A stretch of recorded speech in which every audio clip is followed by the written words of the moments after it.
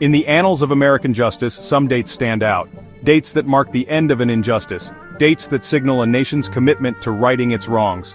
July 1, 2024 seemed like such a date. On that day, Florida House Bill HB 21 became law. This bill promised compensation to victims of horrific abuse at the notorious Dozier and Okeechobee juvenile detention facilities. Finally, it seemed, the state of Florida was acknowledging the suffering inflicted on these children. But a closer look at HB 21 reveals a cruel and arbitrary limitation. The bill only covers abuse that occurred between 1940 and 1975. This cutoff date, 1975, is a line in the sand.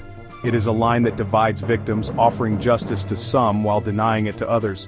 The victims excluded by this arbitrary date are not hypothetical. They are not figments of someone's imagination. They are flesh and blood human beings who endured the same horrors as those who fall within the scope of the bill.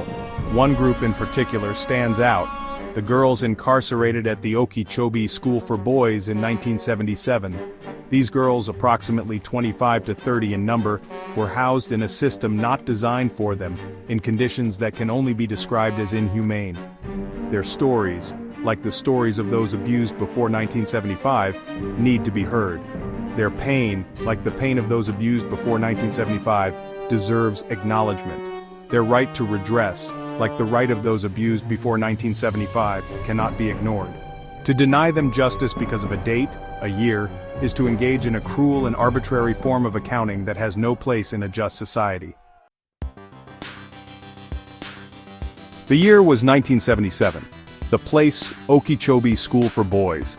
A place with a name that evokes images of youthful transgression and hard lessons learned. But for the girls housed there, it was something far more sinister. This was not a place of rehabilitation or reform. It was a place of fear, a place of abuse, a place where the innocence of childhood was stripped away, replaced by the harsh realities of a system that saw them as problems to be contained, not children to be protected. These girls were not hardened criminals. They were not threats to society. They were children, many sent there for offenses as minor as truancy. Their crime was being young, female, and inconvenient. And for this crime, they were subjected to conditions that would shock the conscience. Housed in a hastily converted boys' dormitory, their lives were a study in deprivation and danger. The windows of their showers were boarded up, offering no protection from the prying eyes of male guards or inmates. The flimsy fencing separating their dorm from the male inmates' dorms provided little in the way of security or privacy. The world got a glimpse of this appalling situation in 1977 when a news crew documented the conditions. The images, though shocking, were quickly forgotten by most. But for the girls who lived it, the memories lingered. The trauma festered. Their stories, for the most part, remained untold, lost in the archives of some forgotten newsreel or buried deep within the recesses of their minds, too painful to share. The question that haunts us is a simple one. Why 1975? Why did the Florida legislature choose to draw a line in the sand at that particular year? What calculus, what moral or legal reasoning could possibly justify such an arbitrary cutoff? The answer, like the halls of power where this decision was made, is shrouded in silence. But silence, as we know, can speak volumes.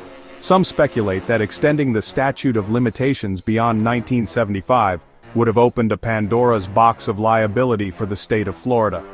Perhaps the abuse, the horrors that unfolded within the walls of places like Okeechobee were not confined to the distant past. Perhaps the perpetrators of these crimes against children were not just ghosts of a bygone era, but individuals who were still alive. Individuals who might still be held accountable for their actions. The specter of criminal charges, of lawsuits that could bankrupt the state, might have loomed large in the minds of those who crafted this legislation. And what of the girls themselves? Why have they not come forward to demand justice? The answer to that question lies in the insidious nature of trauma. Many of these women, now adults, have spent their lives trying to bury the past.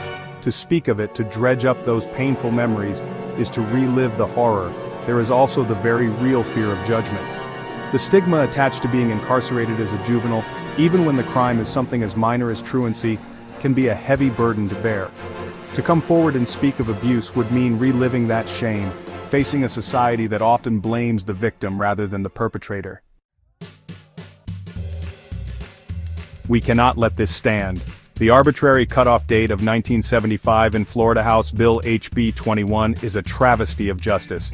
It is a slap in the face to the victims of Okeechobee 1977 and a stain on the conscience of the state of Florida. We must demand better. We must demand a new reckoning. A reckoning that includes all victims regardless of the year the abuse occurred. The first step is clear: a new bill. This bill must amend the existing legislation, eliminating the 1975 cutoff date and extending the right to compensation to all victims of abuse at Okeechobee and Dozier. This is not a matter of charity. It is a matter of righting a wrong. It is a matter of acknowledging the suffering of these women and offering them a measure of justice that has been denied for far too long. But legislation, while necessary, is not enough. We must also make every effort to locate and document the experiences of these women. Their stories, long silenced, need to be heard. A class action lawsuit may be necessary to hold the state accountable for its negligence and to ensure that these women receive the compensation they deserve. This will not be easy. The passage of time, the reluctance of victims to come forward, and the potential legal hurdles are all significant challenges, but we cannot allow these challenges to deter us. The pursuit of justice is rarely easy, but it is always right.